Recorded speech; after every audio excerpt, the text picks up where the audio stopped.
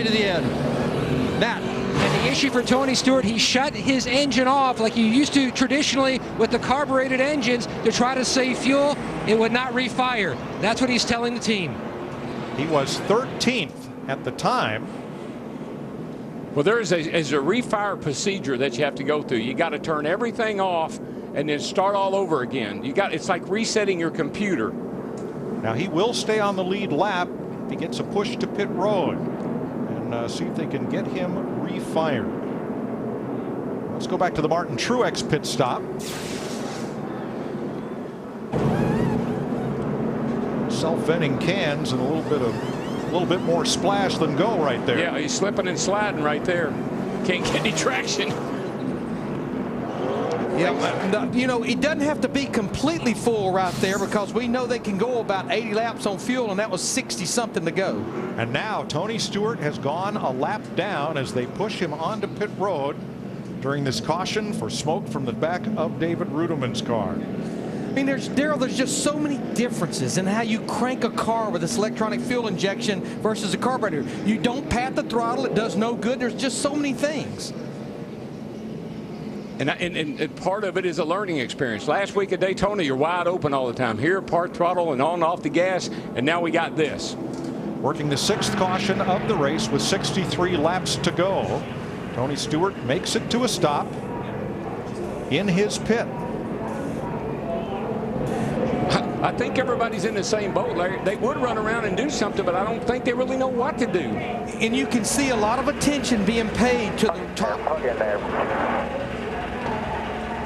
The engine is cranking, but will not fire. A lot of attention being paid right there because that's where that ECU box that controls the electronic fuel injection. You can see one of the mechanics working in that area.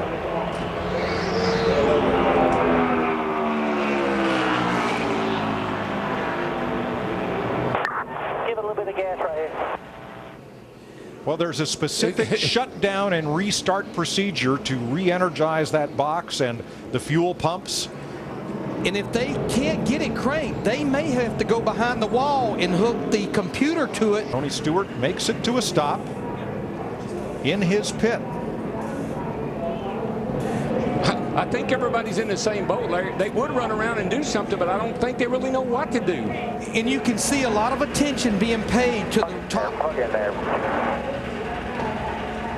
The engine is cranking, but will not fire. A lot of attention being paid right there because that's where that ECU box that controls the electronic fuel injection. You can see one of the mechanics working in that area.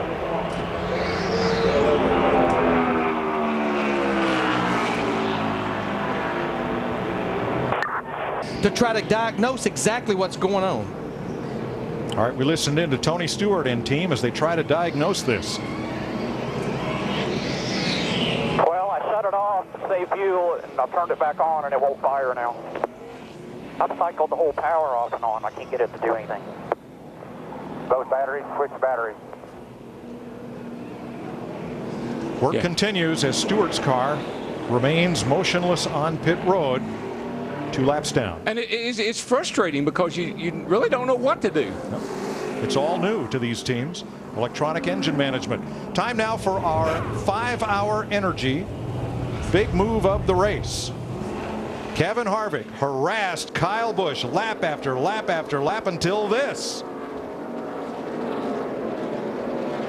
Going off in the corner. Busch locks up the brake, and Harvick gets the lead. Kevin Harvick is our race leader under caution from Denny Hamlin, Brad Keselowski, Marcus Ambrose now up to 4th, and Greg Biffle. Chris? Yeah, Mike, really the race 3 stages. Kevin Harvick dominating the first portion, Jimmy Johnson in the middle. We saw Kyle Busch, and now it's been a scramble with Harvick back out in front after Martin Truex. And we saw the problems with Tony Stewart. Michael, how do you relate that to the car we might drive on our own? It's equivalent to the check engine light coming on, Chris. I never know what the heck that means. Sometimes my car won't go when it's on, though, and that's what these teams are faced with. This EFI, electronic fuel injection, is all new to them. So when something goes wrong, you just turn batteries off and switch things around and see if it'll go again. We saw with Martin Truex Jr., Michael Waltrip Racing, the fuel being splashed around. Let's check on fuel strategy, and we'll start with Chris Devoda.